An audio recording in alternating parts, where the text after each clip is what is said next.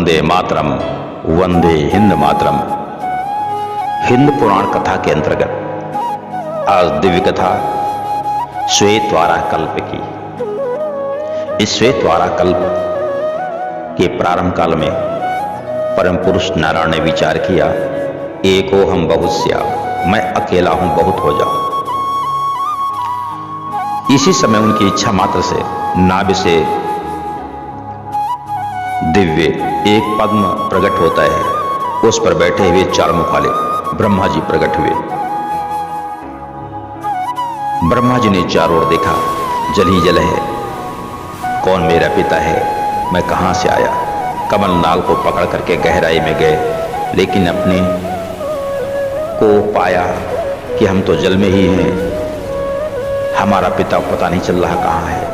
लौट के आ गए और पदम पर बैठ करके ही प्रार्थना करने लगे। जिसका संसार में कोई गुरु नहीं होता है, किसको गुरु बनाए, तो ब्रह्मा ने एक नया आविष्कार किया, अपनी आत्मा को ही गुरु बना लिया। और उन्होंने परब्रह्म से प्रार्थना करी, जिसने जल को बनाया, जिसने कमल को बनाया, जिसने मुझे बनाया, उस परब्रह्म में अपनी मैं बुद्धि को लगाता हूं। सत्यम परम धीमहि, वो परम सत्य ब्रह्म में बुद्धि को मैं एकाग्र करता हूँ। हमारी बुद्धि को अच्छे कार्य को प्रेरित करे। इस प्रकार से जब प्रार्थना करी तो परम पुरुष नारायण ने दिव्य दर्शन उनको दिए और सृष्टि करने के लिए उनको शक्ति भी प्रदान करी, उपदेश भी दिया, चारों वेद प्रदान किए। ब्रह्मदेव ने सृष्टि आरंभ की। उनके हृदय से दिव्य एक भाव उत्पन्न हुआ कि सृष्टि को आरंभ करने के लिए कोई सहयोगी आवश्यक है, इसलिए पुत्रों की याद करने लगे। जो उन्होंने याद किया पुत्रों की, बारंबार नारायण से प्रार्थना करी, पुत्रम देहि, पुत्रम देहि, पुत्रम देहि, पुत्रम देहि। 4 बार बोलने की वजह से ब्रह्मा के आगे 4 बालक प्रकट हो गए। ब्रह्मा ने उनका नाम शनकाद ऋषि रखा। इसके पश्चात ब्रह्मा जी ने हृदय से चिंतन किया परब्रह्म का, फिर चिंतन किया हम पुत्रम दे, हृदय से वशिष्ठ और हृदय से धर्म प्रकट हुए। इसी प्रकार से ब्रह्मदेव ने बारंबार नारायण का चिंतन किया, उनसे पुत्र की याचना की, तो उनके कान से पुलस ऋषि, हाथ से क्रतु ऋषि, नाभि से पुलह ऋषि, छाया से करदम ऋषि, पैर के अंगूठे से दक्ष प्रजापति और गोद से देवर्षि नारद प्रकट हुए।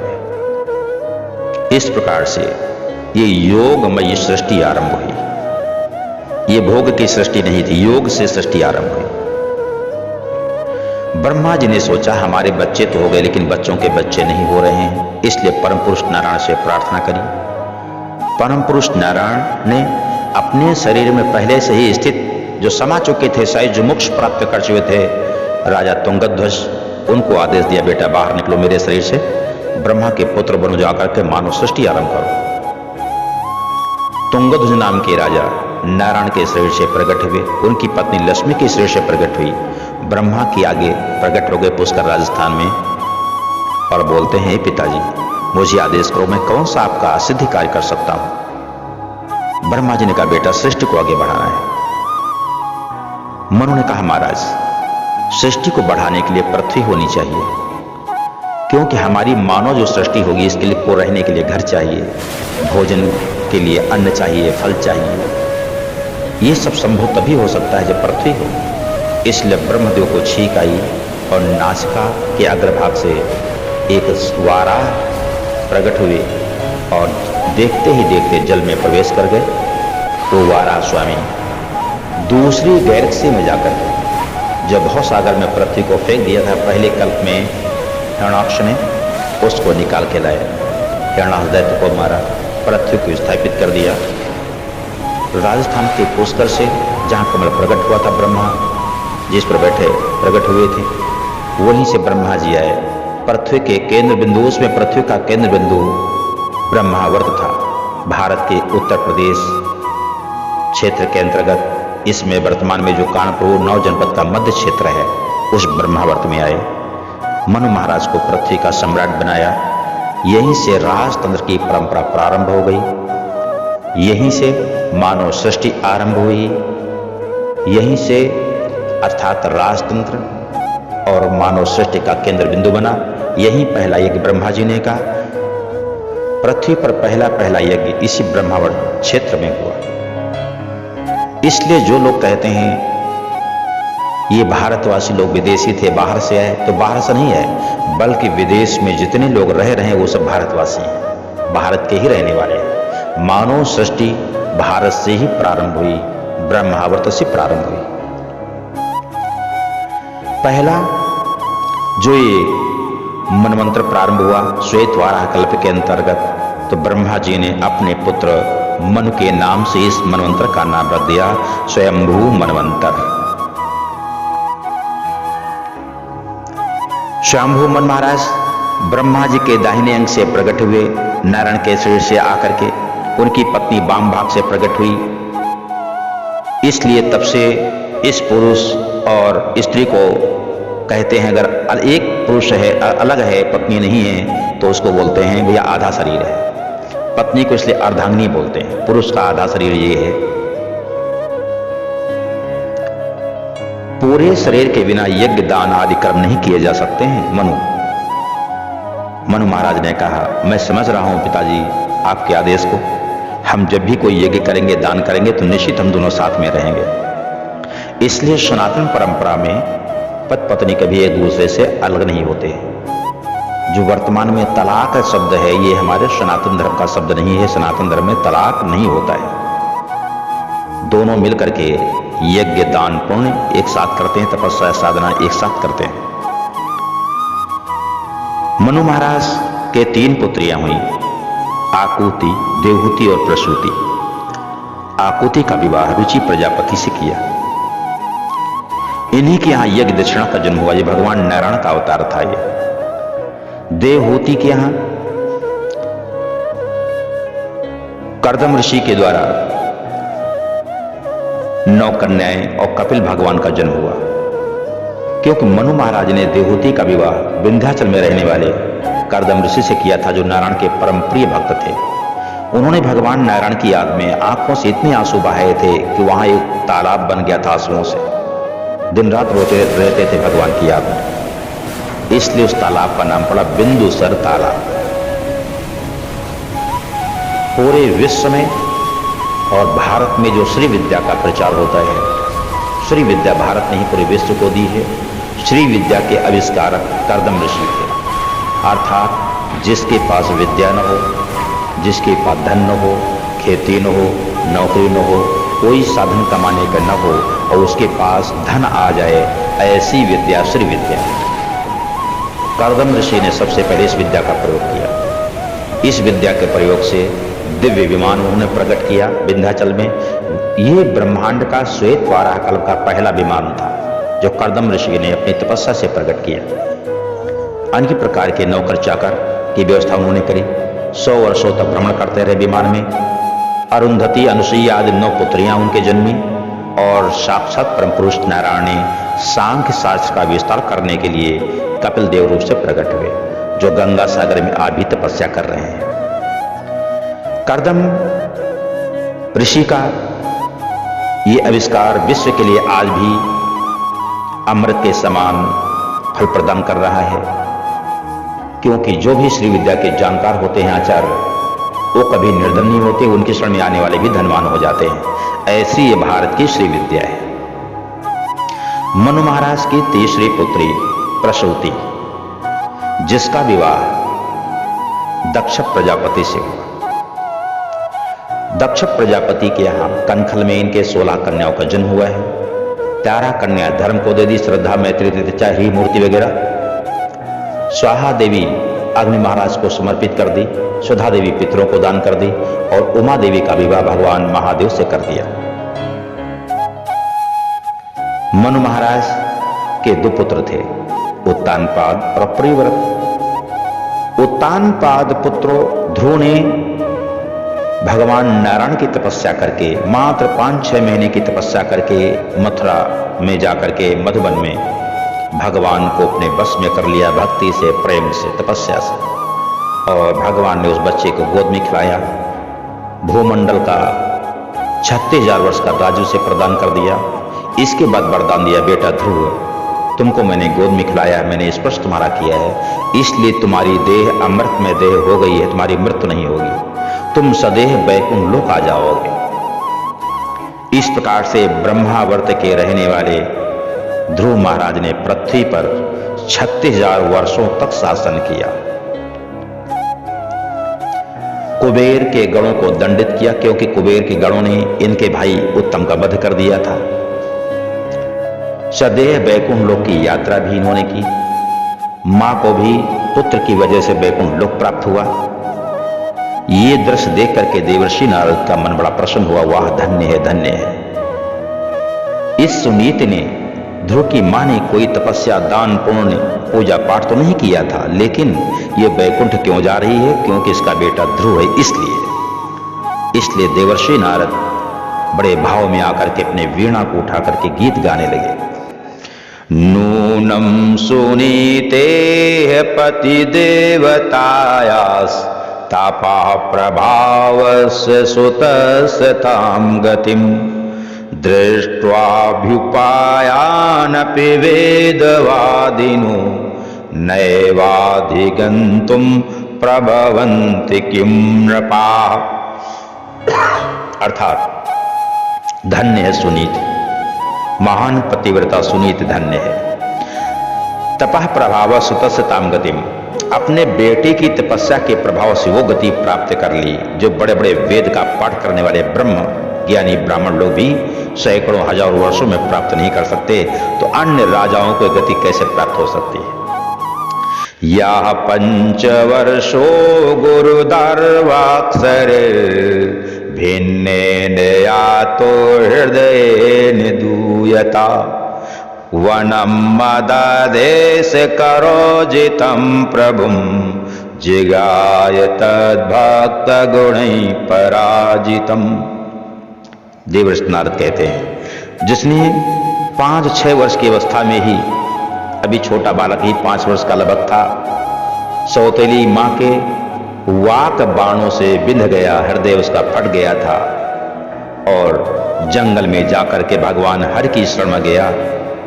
विचार करने लगा, मेरी सौतेली मां ने कहा था अगर राजा की गोदी में बैठना है तो भगवान से प्रार्थना करो जाकर के मैं मर जाऊं और सूरज के गर्भ से जन्म लूं ताकि मैं पिता की गोदी में बैठूं। ये वात रूपी बाण उसको चुभ रहे थे बारंबार और परम पुरुष नारायण की उपासना करने लगा और अपने भक्ति के गुण से भगवान को पराजित कर दिया। तक भक्त गुण ही पराजितम, भगवान स्वयं आए, उसको गोद में लिया, अपना शंख उसके ओठों से लगा दिया, समस्त विद्याएं उसके हृदय में प्रकट हो गई, परम ज्ञानी हो गया और भगवान की प्रार्थना भी करने लगा। तब भगवान ने कहा था, बेटा ज्यादा नहीं, थोड़े समय के लिए 36,000 वर्षों के लिए पृथ्वी की व्यवस्था देख लो, फिर सदैव मेरे वैकुंठ लोक में आ जाओ।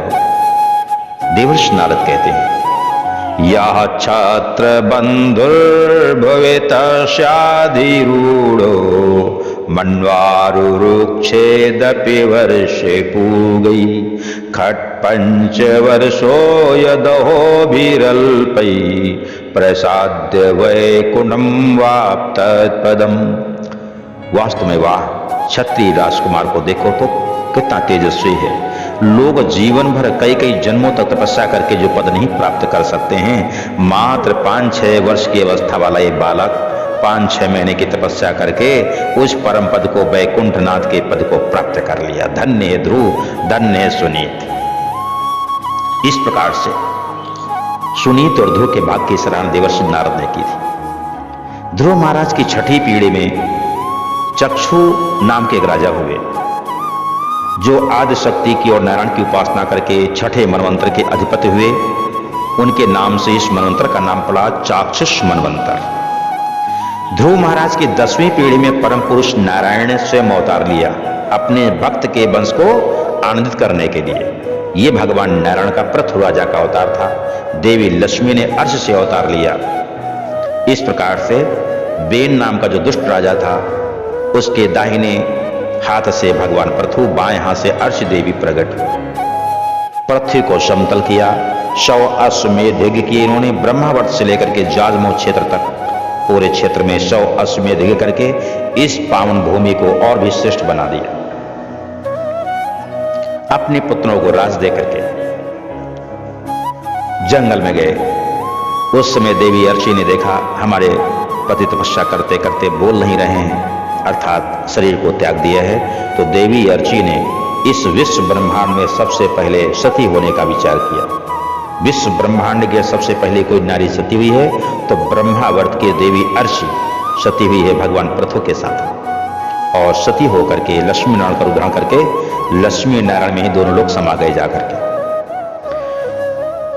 मनु महाराज के दूसरे पुत्र जो थे प्रियव्रत महाराज, इनके 3 पुत्र हुए उत्तम तापस रैवत। ये तीनों पुत्रों ने आदि शक्ति की उपासना करके 3 मनु पद प्राप्त कर लिए। उत्तम मनवंतर, तापस मनवंतर, रैवत मनवंतर हुए। प्रियव्रत जी के ही वंश में भगवान दत्तात्रेय, भगवान ऋषभदेव जी का जन्म होता है। ऋषभदेव जी महाराज जो जैन धर्म के प्रवर्तक हैं, वो प्रियव्रत जी के वंश के ही हैं। इस स्वयंभू मनवंतर में भगवान के जो अवतार हैं उसमें सुयज्ञ और दक्षिणा का अवतार हुआ था। पहले यज्ञ होता था, उसका फल नहीं मिल पाता था भक्तों को, तो देवी सुयज्ञ दक्षिणा ने भी अवतार लिया यज्ञ के साथ में, और जब दक्षिणा जुड़ गई साथ में तो यज्ञ का फल मिलने लगा। तब से नियम बन गया, जो भी कोई भोजन कराएगा दक्षिणा देगा, जो यज्ञ करेगा हवन करेगा वो दक्षिणा प्रदान करेगा अग्नि महाराज को, आचार्य को। बिना दक्षिणा के कोई भी यज्ञ पूरा नहीं होता। या ज्ञान यज्ञ हो या भोज यज्ञ हो या हवन द्रव्य यज्ञ हो, कोई भी यज्ञ हो बिना दक्षिणा के कोई यज्ञ पूरा नहीं होता। तो स्वयंभू मनवंतर के अंतर्गत भगवान नारायण का दिव्य अवतार सुयज्ञ दक्षिणा का अवतार, कपिल भगवान का अवतार जो सांख्य शास्त्र के रचयिता हैं। जैसे आज लोग MBBS कोर्स करते हैं शरीर विज्ञान को जानने के लिए, इस शरीर विज्ञान के विषय में सबसे पहले खोज करने वाले भगवान कपिल देव हैं। गंगा सागर में आज भी निवास कर रहे हैं। इनके इस शास्त्र को बोलते हैं सांख्य शास्त्र। स्वयंभू मनवंतर के ही अंतर्गत भगवान नारायण ने नर नारायण ऋषि का अवतार लिया था। उन्होंने उत्तर प्रदेश के नैमिष में हजारों वर्ष तपस्या करी, और आज बद्रीनाथ क्षेत्र में नर नारायण नाम की जो पहाड़ियां हैं, इनके नाम से वहीं पर ये घनघोर तपस्या कर रहे हैं। इन्होंने ही द्वापर में कृष्ण अर्जुन का अवतार लेकर के पृथ्वी का भार हरण किया था और धर्म की स्थापना की थी। स्वयंभू मनवंतर के अंतर्गत ही भगवान का दिव्य नृसिंह अवतार हुआ है भक्त प्रहलाद की रक्षा के लिए। जो वाराह अवतार है ये स्वयंभू मनवंतर के पहले का अवतार है, पद्मकल्प का अवतार है। अर्थात जब मनवंतर आरंभ ही नहीं हुआ था तब भगवान नारायण ने यज्ञ वाराह का अवतार लिया था। भगवान का दिव्य हयग्रीव अवतार हुआ। सनक सनंदन सनातन सनत कुमार का दिव्य अवतार हुआ। ये कुमार कल्प के अंतर्गत परम पुरुष नारायण ने ब्रह्मा को ज्ञान देने के लिए हंस पक्षी का अवतार लिया था। इस स्वयंभू मनवंतर के पहले के भगवान नारायण के श्रेष्ठ के आरंभ काल के अवतार है। इस प्रकार से परम पुरुष नारायण ने मनु के इस दिव्य मनवंतर में कई अवतार लेकर के धर्म की स्थापना करी और मानव को दिव्य प्रकाश प्रदान किया। दूसरा मनवंतर हुआ स्वारोचिष मनवंतर। मध्य प्रदेश क्षेत्र में नर्मदा के तट पर धरपुर नामक एक दिव्य गांव था। विश्वनाथ नाम के एक ब्राह्मण तपस्या करते थे। उनकी पत्नी का नाम सुचिस्मती था। पत्नी के कहने से बनारस आए महादेव की उपासना करने के लिए हमें संतान प्राप्त हो जाए। एक बालक रूप में महादेव के दर्शन करके प्रसन्न हो गए और बोले हमको ऐसा ही पुत्र चाहिए। महादेव ने कहा ठीक है, मैं स्वयं आपके घर बेटा बनकर के आऊंगा। इन्हीं के घर में भगवान शिव ने गृहपति का अवतार लिया। आगे चल करके इन्होंने अग्निपद प्राप्त किया। इन्हीं के पुत्र स्वारोचिष महाराज हुए और उन्होंने मनुपद प्राप्त किया। इनके पुत्र हुए द्युमान, सुषेण, रोचिष्मान आदि कई पुत्र हुए मनु महाराज के। उसमें इंद्र का नाम था रोचन। प्रधान गण थे तुषित। सप्तर्षि थे उसमें ऊर्ज स्तंभ स्वारोचिष मनवंतर में, दूसरे मनवंतर में वेद ऋषिरा ऋषि की पत्नी तुष्टा के गर्भ से विभु भगवान ने दिव्य अवतार लिया था। 88,000 ऋषियों को ज्ञान प्रदान किया था। आजीवन ब्रह्मचर्य का पालन किया इन्होंने। इसके बाद प्रलय हुई। प्रलय के बाद तीसरा मनवंतर आरंभ हुआ। उस मनवंतर का नाम हुआ उत्तम मनवंतर। ये प्रीवत जी के पुत्र थे। उत्तम के पुत्र हुए पवन, संजय, यज्ञहोत्र आदि कई पुत्र हुए। उसमें वशिष्ठ जी के 7 पुत्र जो थे वही सप्तर्षि हुए। सत्य, वेद, सुत, भद्र ये देवों के प्रधान गण हुए उस समय। उसमें इंद्र का नाम था सत्यजित। तीसरे मनवंतर में भगवान नारायण ने अवतार जो लिया वो धर्म की पत्नी सुनृता के गर्भ से सत्यसेन भगवान का दिव्य अवतार हुआ था। इंद्र को सखा बना करके जीवद्रोही असुरों और राक्षसों का संहार किया था। इसके बाद प्रलय। प्रलय के बाद नई सृष्टि आरंभ हुई। चौथा मनवंतर आरंभ हुआ। उस मनवंतर का नाम था तापस मनवंतर। ये भी प्रीवत जी के पुत्र हैं। तापस मन महाराज के पुत्र हुए पृथु, ख्याति, नरकेतु आदि कई इनके 10 पुत्र हुए। उसमें प्रधान देवताओं के गण थे सत्यक, हरि, वीर, वैधृति। इन गणों ने नष्ट प्राय वेदों को बचाया। उसमें इंद्र का नाम था त्रिशिख। उसमें ज्योतिर्धाम आदि कई सप्तर्षि थे। भगवान नारायण का चौथा मनवंतर में अवतार हुआ था। हरि मेधा ऋषि की पत्नी हरिणी के गर्भ से श्री हरि का अवतार। इसी अवतार में उन्होंने गजेंद्र की रक्षा की थी। गजेंद्र को ग्रह ने जल के अंदर खींच लिया। सभी बच्चों ने, पत्नियों ने सोन की जंजीर बना करके खींचा, लेकिन नहीं निकाल पाए अपने महाराज को। तो अंत में जब डूबता गया जल में, गहराई में, तो सोचा मुझे कोई बचा नहीं पाएगा परिवार के लोग। अब तो मृत्यु नजदीक है, तो मरते समय चलो हरि की याद कर लें। पूर्व जन्म में ये पांडवंशी इंद्रद्युम्न नाम का राजा था, जो आज गजेंद्र बना था अगस्त ऋषि के शाप की वजह से। पूर्व जन्म में जिसने साधना तपस्या नारायण की थी, वो तपस्या जागृत हो गई और भगवान हरि को पुकारने लगा। हे विश्ववंद प्रभु नमस्कार, यह बोल उठा पीड़ित स्वर में, पीड़ा में उसको पड़ा देखो, भगवान न जन्मा पड़े उतर, झट खींच सरोवर से बार, उसका मुख चक्राधार से चीर दिया, देखते देखते सुरगण के श्री हरि ने गजेंद्र को बचा लिया। भगवान नारायण तुरंत उसकी वाणी को सुनकर के प्रकट हुए। जैसे कोई बच्चा बाएं हाथ से गेंद को उठा लेता है, वैसे हाथी के मस्तक को पकड़ करके ग्राह सहित बाहर रख दिया और अपने सुदर्शन चक्र से ग्राह का मस्तक उड़ाया और गजेंद्र को बचा लिया। भगवान की ये दिव्य दया लीला, कृपा लीला आज भी गाई जाती है कि भगवान नारायण कितने कृपालु, कितने दयालु। अगर कोई पशु भी पुकारता है तो उसकी रक्षा के लिए भगवान दौड़े चले आते हैं। इन्हीं भगवान के पवित्र भावों को याद करके मानव भगवान की याद करता है। जब वो एक पशु के लिए आ सकते हैं, जटायु के लिए आ सकते हैं, बंदरों के लिए आ सकते हैं, ऋक्षों के लिए आ सकते हैं, यदि मानव पुकारेगा वो क्यों नहीं आएंगे। भगवान की इस पवित्र भावनाओं को याद करके मानव बारंबार उनकी भक्ति में सराबोर होता है, उनकी याद करता है और बारंबार उनकी कथा को सुन करके प्रसन्न होता रहता है। भगवान का स्वभाव ही ऐसा है। चौथे मनवंतर में भगवान का दिव्य हरि अवतार हुआ। इस अवतार में उन्होंने गजेंद्र की रक्षा की थी। इस मनवंतर के पूरे होने पर प्रलय हुई संसार में। पूरी पृथ्वी जल में डूबी। कुछ स्थान से बचे जहां पर मानव सृष्टि के कुछ लोग बचे हुए थे। जब प्रलय का जल घटा तो 5वां रैवत मनवंतर आरंभ हुआ। ये भी प्रीवत जी के पुत्र थे।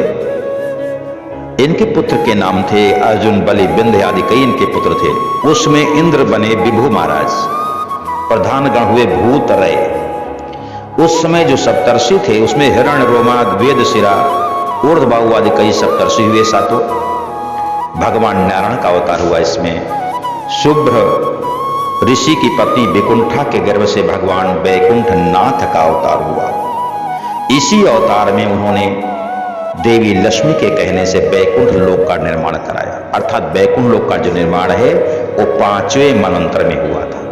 वहीं भगवान निवास करने लगे लोक कल्याण के लिए। जब ये 5वां मनवंतर पूरा होता है तो इसके बाद प्रलय के बाद 6ठा मनवंतर आरंभ हुआ। उसका नाम हुआ चाक्षुष मनवंतर। ये ध्रुव जी की 6ठी पीढ़ी के दिव्य राजा थे। अपने गुणों से भगवान नारायण आदिशक्ति की कृपा से 6ठे मनवंतर के अधिपति बने। इनके सुद्युम्न आदि कई पुत्र हुए। उसमें इंद्र का नाम था मंत्रद्रुम। आप्य नामक प्रधान देवताओं के गण थे। हविष्यमान, वीरक आदि सप्तर्षि थे। 6ठे मनवंतर में परम पुरुष नारायण ने वैराज की पत्नी संभूति के गर्भ से अजित भगवान का अवतार लिया। इसी अवतार में भगवान ने समुद्र मंथन कराया था। इसी मनवंतर में कच्छप धन्वंतरी मोहिनी का अवतार हुआ। एक समय की बात है, भगवान श्री हरि से मिलने के लिए दुर्वासा ऋषि वैकुंठ लोक आए। भगवान श्री हरि ने विचार किया, ब्राह्मण आया है, इसको क्या दिया जाए उपहार। भगवान ने देखा भी कुछ समय पहले देवी लक्ष्मी ने पारिजात की माला मेरे गले में डाली है। इतने सुंदर मुहूर्त में माला डाली गई गले में, जिसके गले में जाएगी वो संसार में पूजनीय, वंदनीय हो जाएगा, आदरणीय हो जाएगा।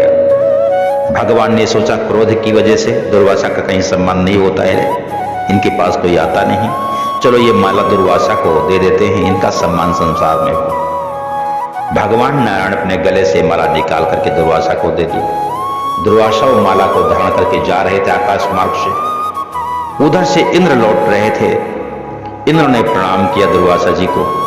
दुर्वासा ने कहा, बेटा तेरा कल्याण हो। इंद्र, कैसे हो? चलो, तुमने प्रणाम किया है हमको, मैं तुमको ये दिव्य माला प्रदान करता हूं। वो माला दुर्वासा जी ने इंद्र को प्रदान कर दी। इंद्र को पता नहीं था ये माला दुर्वासा कहां से लाए हैं, कैसी माला है, इसलिए इंद्र ने उस माला को लेकर के हाथी के मस्तक में रख दिया। हाथी ने सिर हिलाया तो वो माला हाथी के गले में चली गई। अब जिसके गले में भगवान नारायण की माला चली जाए वो इंद्र को क्या समझेगा, तुच्छ समझता है वो। इंद्र को गिरा दिया और हाथी जंगल में चला गया। इंद्र लज्जित हो गए।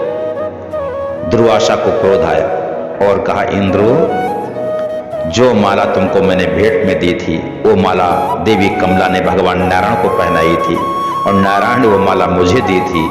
हमने सोचा मैं संत हूं, हमारा मान सम्मान अपमान से हमको क्या मतलब दुनियादारी से।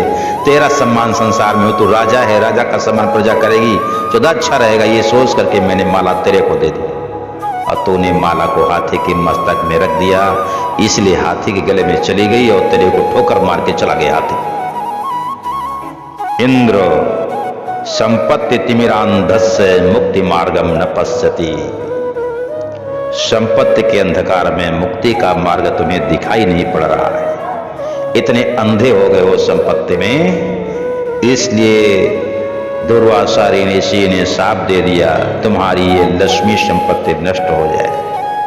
शाप लगने से दैत्यों का आक्रमण स्वर्ग पर हुआ।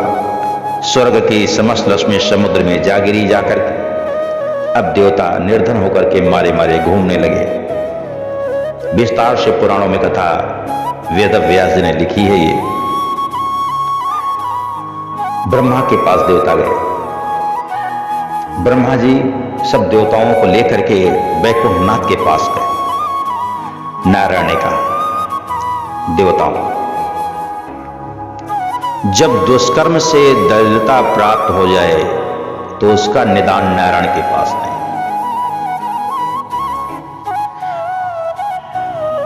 यम यम रुष्टो ही मद भक्तो मद परो ही निरंकुशः तदग्रहे हम नतिष्ठामि पद्म्यासः निश्चितम।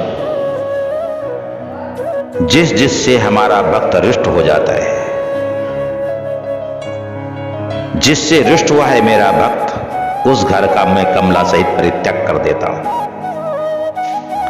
मद्भक्तानां च मे निंदा यत्र ब्रह्मन् भवेत्सुरा।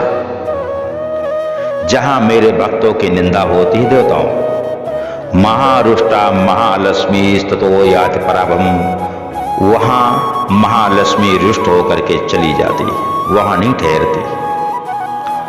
मद भक्तहीनो यो भुक्तो हरिवासरे, मेरी भक्ति से रहित, एकादशी व्रत से रहित जो व्यक्ति हरिवास अर्थात एकादशी को भोजन करता है, वो निश्चित ही जन्म जन्म तक दरिद्री होता है।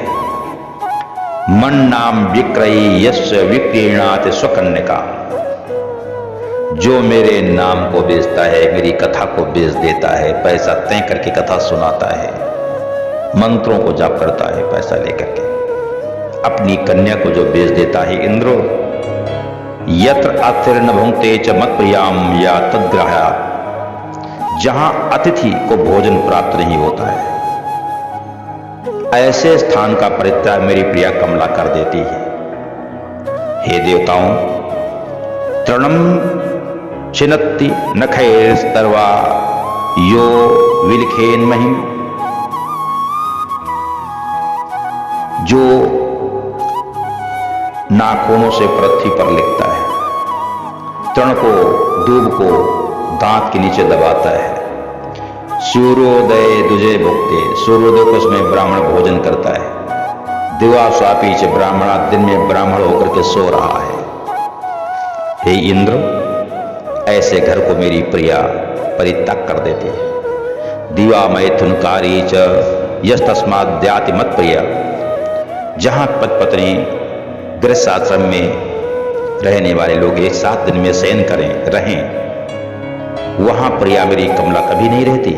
हे देवताओं, स्वांगे च वादित वाद्यम, जब कोई संगीत हो रहा हो, वहां पर लोग अपने अंगों को बजाएं, ताली बजाएं या अपने जंघा को बजाएं, हाथों को बजाएं, तो लक्ष्मी रुष्ट हो जाती, उस घर का परित्याग कर देती, उस पुरुष का भी परित्याग कर देती। देवताओं को फटकार लगाई भगवान ने। देवताओं ने कहा, हे प्रभु, जो जो बातें आप कह रहे हैं, हमें अवश्य ये त्रुटियां हैं, अपराध हो गया, हम जानते नहीं थे, मैं क्या करूं? नारायण ने कहा, अब परिस्थितियों से समझौता करो जाकर के, अर्थात यदि मेरे से कोई अपराध हो गया है, अक्षम्य अपराध, तो उसका कोई निदान नहीं है देवताओं, उसका एक ही उपाय है, परिस्थितियों से समझौता करो। जैसे भारत के लोगों ने दुष्टों को शरण दी, अब इसका दुष्टों को शरण नहीं देना चाहिए, शास्त्र कहता है, सनातन धर्म भी कहता है, दुष्टों को कभी भी शरण मत दो, और तुमने शरण दी, उसका घातक परिणाम भारत भुगत रहा है। तो कभी दुष्टों को शरण नहीं देनी चाहिए। नारायण ने कहा, जाओ अब दैत्यों से मेल करो जाकर के, समय आने पर समुद्र मंथन होगा, तुम्हारा कल्याण होगा। देवताओं ने कहा, प्रभु ये तो बताओ, मां कमला रहती कहां है, आप कहां निवास करते हैं कमला के सहित, वो स्थान भी बता दीजिए। नारायण ने कहा, देवताओं, यत्र यत्र हरेर्चा हरेरुकीर्तनम तथा तात्र तिष्ठति सा देवी सर्वमंगल मंगला। जहां जहां हरि की चर्चा होती, हरि की कथा होती है, नारायण की कथा, सत्यनारायण की कथा होती है, हरि का कीर्तन होता है, वहां समस्त मंगलों को प्रदान करने वाली कमला निवास करती है। देवता, यत्र शंख ध्वनि शंख शिला च तुलसी दलम, जहां पर शंख की ध्वनि होती है, जहां पर शंख है, शालिग्राम की शिला है, जिस घर में तुलसी का पौधा है, वहां लक्ष्मी निवास करती है। देवताओं, मत सेवा वंदनम ध्यानम तत्र सा परितिष्ठति, जहां पर मेरा वंदन होता है, मेरी सेवा होती है, मेरा ध्यान होता है, वहां लक्ष्मी निवास करती है। अर्थात दरिद्रता को दूर करने का उपाय, सटीक उपाय यही है कि भगवान नारायण की सेवा करिए, मूर्ति स्थापित करके, शालिग्राम महाराज की या पीतल वगैरह की मूर्ति स्थापित करके, पत्थर की मूर्ति स्थापित करके, किसी भी मृतिका की मूर्ति स्थापित करके उनकी सेवा करो, वंदना करो, ध्यान करो। क्या प्रभु आप ऐसे ही हो?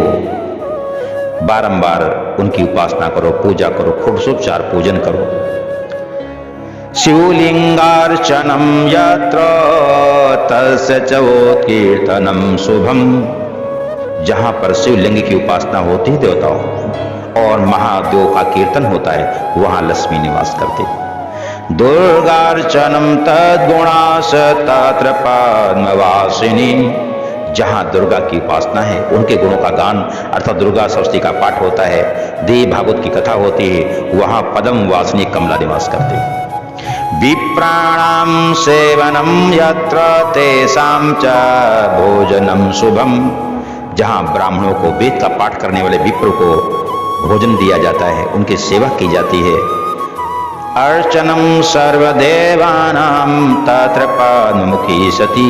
जहां समस्त देवताओं की उपासना होती है, गणेश की, दुर्गा की, काली की, हनुमान की, सूर्य नारायण की, शिव की, इन समस्त देवताओं की उपासना पूजा होती है, वहां पर कमल वासिनी कमला निवास करते। इस प्रकार परम पुरुष नारायण ने लक्ष्मी के निवास के स्थान बताए। इस प्रकार से देवता लोग दैत्यों के पास गए, मेल किया। कुछ समय के बाद समुद्र मंथन होता है। समुद्र मंथन के समय मंदराचल को लाना था, बासुकी नाग को रस्सी बनाना था। देवता दानव दोनों गए, लेकिन उस गोल पहाड़ को उठा न सके। परम पुरुष नारायण ने ही उस पर्वत को, मंदराचल को समुद्र में स्थापित किया, लेकिन वो पर्वत समुद्र की गहराइयों में जाने लगा। उस समय परम पुरुष नारायण ने कच्छप अवतार लिया और डूबते हुए उस पर्वत को ऊपर ले आए। समुद्र का मंथन आरंभ होता है। सबसे पहले विष निकलता है, अर्थात जब कोई साधना, उपासना, तपस्या करता है, मंथन करता है अपने हृदय में, भगवान के नाम का, भगवान की कथा का मंथन करता है, तो सबसे पहले विष उत्पन्न होते हैं, अर्थात विषय उत्पन्न होते हैं। इन विषयों को भगवान महादेव ही सहन कर सकते हैं, इसलिए भगवान शंकर ने हर विष को पान किया। पूरे विश्व की रक्षा महादेव ने की। संसार में महादेव ही ऐसे हैं जो दूसरों के कल्याण के लिए विष का पान कर लेते हैं। इसके बाद कामधेनु गाय निकली, जो ऋषियों को दान कर दी गई। ऊंचाई नाम का अश्व प्राप्त होता है, महाराज बलि को प्राप्त हुआ। ऐरावत हाथी प्रकट हुआ, जो इंद्र को प्राप्त होता है। तो मनमराग मणि निकली, जो भगवान हरि ने अपने गले में धारण कर ली। ये मणि ऐसी थी, इस मणि से यदि जल मंगा दो जल ला के देगी, भोजन बता दो तो भोजन बना के खिलाएगी, जो भी काम कहोगे दौड़ के काम भी करेगी, और गले में मणि बन करके गले में स्थापित भी हो जाएगी। ऐसी कौस्तुभ पद्मराग मणि थी ये। इस मणि को परम पुरुष नारायण ने अपने गले में धारण कर लिया। कल वृक्ष प्रकट हुआ, जो इंद्र को प्राप्त हुआ। अप्सराएं प्रकट हुई, उन्होंने कहा जो स्वर्ग का राजा होगा उसको हम अपना ये दिव्य संगीत सुनाएंगे, उसको नृत्य दिखाएंगे। तो अप्सराएं स्वर्ग में जाने के लिए उद्यत हो गई। इसके बाद देवी महालक्ष्मी प्रकट हुई। उस देवी लक्ष्मी को देकर के देवता दानव दोनों सोचते हैं ये जगदम्बा हमको प्राप्त हो जाए, हमारी गरीबी दूर हो जाए, दरिद्रता दूर हो जाए। लेकिन देवी कमला ने विचार किया, ये दानव राक्षस जो हैं पराक्रमी हैं, वीर हैं, लेकिन उद्दंड हैं, दुराचारी हैं। दुराचारी के पास नहीं जाना चाहिए, क्योंकि धन का दुरुपयोग करेगा ये। देवताओं की ओर देखा तो देवता लोग सदाचारी थे, पैसे को यज्ञ पूजा पाठ में ही खर्च करते थे, अच्छे लोग हैं। लेकिन ये डरपोक हैं, डरपोक से भी विवाह नहीं करना चाहिए। इसलिए देवताओं दानव दोनों का परित्याग कमला ने कर दिया। देवी कमला ने देखा, पीठ दिखा रहे हैं नारायण, उधर कहीं देख रहे हैं, मेरी ओर देख नहीं रहे हैं, लेकिन ये सर्वश्रेष्ठ हैं, ये डरपोक भी नहीं हैं, दुष्ट और दानों का संहार भी करते हैं, धर्म की रक्षा भी करते हैं, सदाचारी भी हैं ये। इसलिए परम पुरुष नारायण को ही अपना पति बनाना चाहिए। देवी कमलाएं और नारायण के गले में कमलों की पुष्प की माला डाल देती है। इधर कलिकाल में तुलसीदास परम संत हुए, उन्होंने इस दिव्य कथा को अपने लेखनी से लिखा। उन्होंने समुद्र मंथन के विषय तुलसीदास जी कहते हैं, जिस प्रकार परम पुरुष नारायण ने पीठ दिखाई थी कमला को, हमें नहीं चाहिए देवताओं दानों तुम लोग अपना जिसको पास जाए भाई ग्रहण कर लो, हमें नहीं चाहिए। लेकिन नारायण जानते थे क्या? तुलसीदास जी कहते हैं, जिमि सरिता सागर मोह जाहि, यद्यपि ताहि कामना नाहि, तिमि सुख संपत्ति भी नहीं बुलाए, धर्मशील पै जाहि शुभाए। जिस प्रकार से नदियां समुद्र में जाती हैं, यद्यपि समुद्र के पास जल की कमी नहीं, उसको कोई आवश्यकता जल की नहीं है, फिर भी नदियां कहाँ जाती हैं? रेगिस्तान की ओर नहीं जाती, जहां जरूरत है। कहाँ जाती हैं? समुद्र के पास। घूमती फिरती हुई समुद्र से मिलती हैं जाकर के। उसी प्रकार से सुख संपत्ति बिना बुलाए ही उस पुरुष के पास जाती है जो धर्मशील होता है, धर्म पर चलने वाला होता है, सदाचारी होता है, गुणवान होता है। ऐसे के पास संपत्ति जाती है। भगवान नारायण को लक्ष्मी प्राप्त हो गई। देवों ने, दानवों ने आदिशक्ति मां को प्रणाम किया, उनकी पूजा करी। आइए भारतवासी सभी लोग, जैसे कर्दम ऋषि ने श्री विद्या का प्रयोग करके सबसे पहले ऐश्वर्य को प्राप्त किया था, आज छठे मनवंतर में देवी कमला की सब लोग उपासना पूजा करते हैं। ये इंद्र के द्वारा की गई प्रार्थना, ऋषियों के द्वारा की गई प्रार्थना है। जिस प्रार्थना को करता है देवी कमला के आगे, उसके घर में लक्ष्मी का वास होता है। जय पद्म पराशाक्षी, जय तम श्रीपति प्रिय, जय मातर महालक्ष्मी संसारण अवतारिणी। महालक्ष्मी नमस्तुभ्यं, नमस्तुभ्यं सुरेश्वरी, हरिप्रिये नमस्तुभ्यं, नमस्तुभ्यं दयानिधे।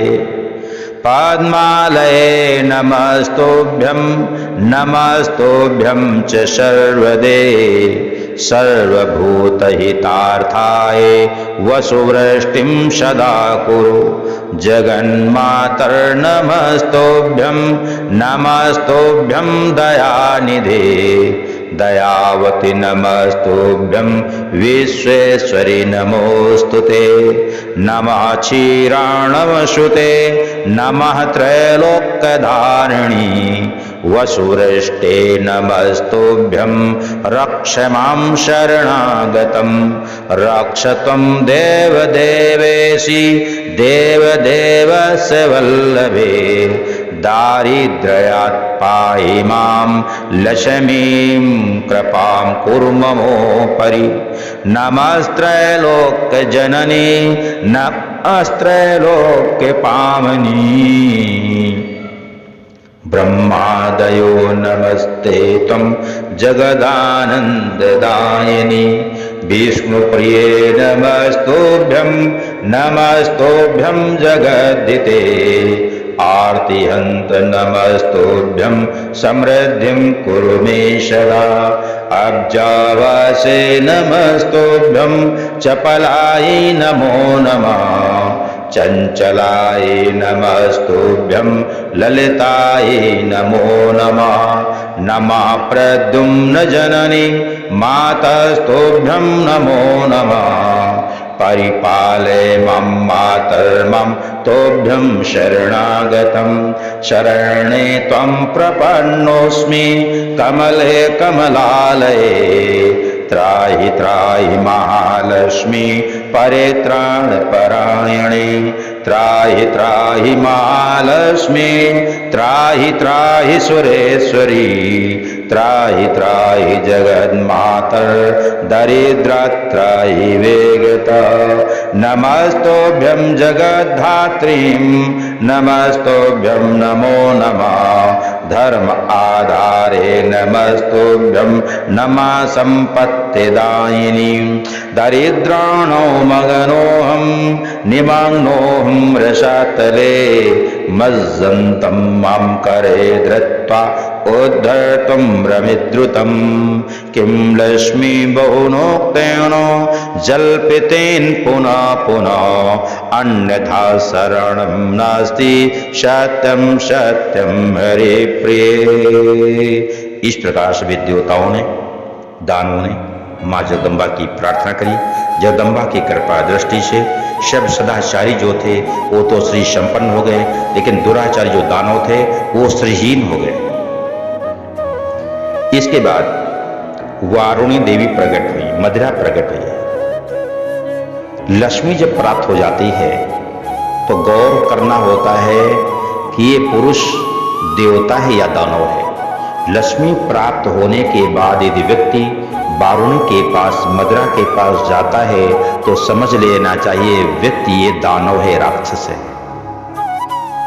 देवताओं को भी लक्ष्मी प्राप्त हुई, उनकी कृपा मिली, लेकिन देवता लोग मदिरा के पास नहीं गए। केवल दानव लोग वारुणी देवी के पास गए और मदिरा पीने लगे। अर्थात मानवों के विनाश का पहला रास्ता है मदिरा। मदिरा को पीने से ये दैत्य दानव अमृत से वंचित हो गए, भगवान की कृपा से वंचित हो गए। चंद्रमा प्रकट हुआ, 10वां रतन, उसको महादेव ने मस्तक में धारण किया। दिव्य पारिजात का वृक्ष प्राप्त हुआ, स्वर्ग की ओर चल पड़ा। दिव्य शंख प्रकट हुआ, भगवान श्री नारायण ने लिया।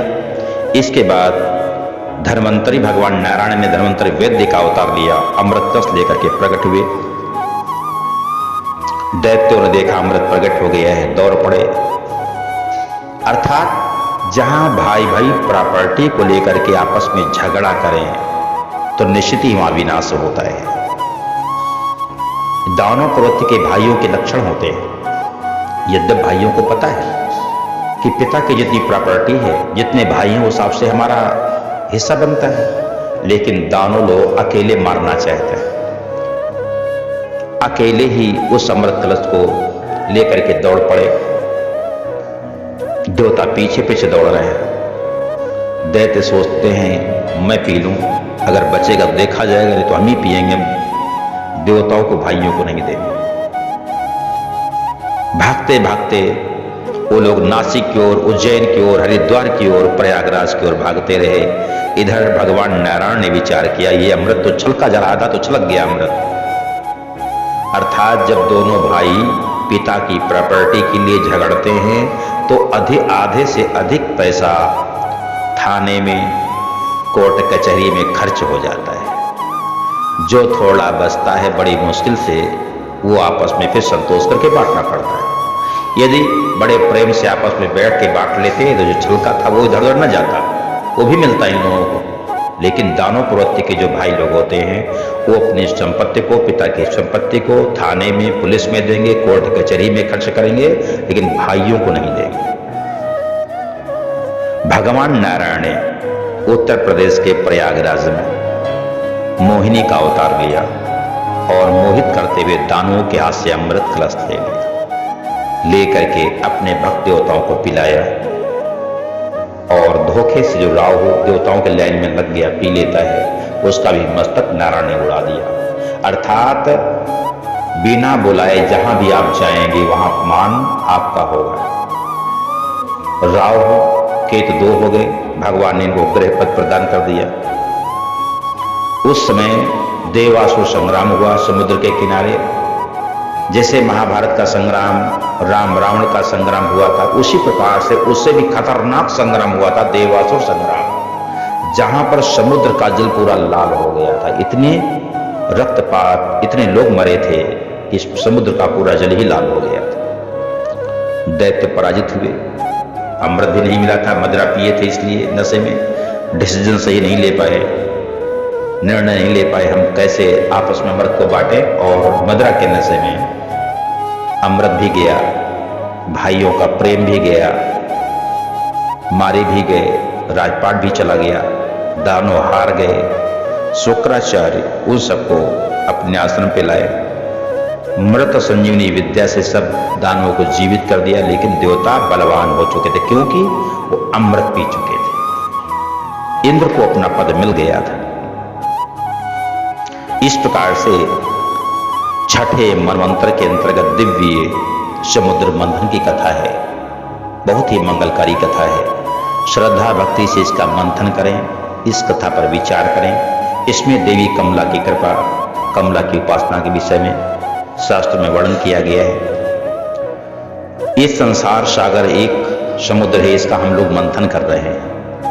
पहले विष निकलता है, अनेक समस्याएं आती हैं, आपत्ति आती हैं। महादेव की जो शरण में है वो तो बच जाते हैं, जो महादेव से दूर हैं वो इस संसार रूपी विष में मर ही जाते हैं, मरना ही होता है, उन्हें मृत्यु को प्राप्त हो जाते हैं। इस समुद्र मंथन का दिव्य रहस्य यही है। इस प्रकार से हिंद पुराण कथा के अंतर्गत छठे मनवंतर की कथा को विश्राम दिया जाता है। अगले 7वें मनवंतर की कथा आपको अगले दिन सुनने को प्राप्त होगी। वंदे मातरम, वंदे हिंद मातरम।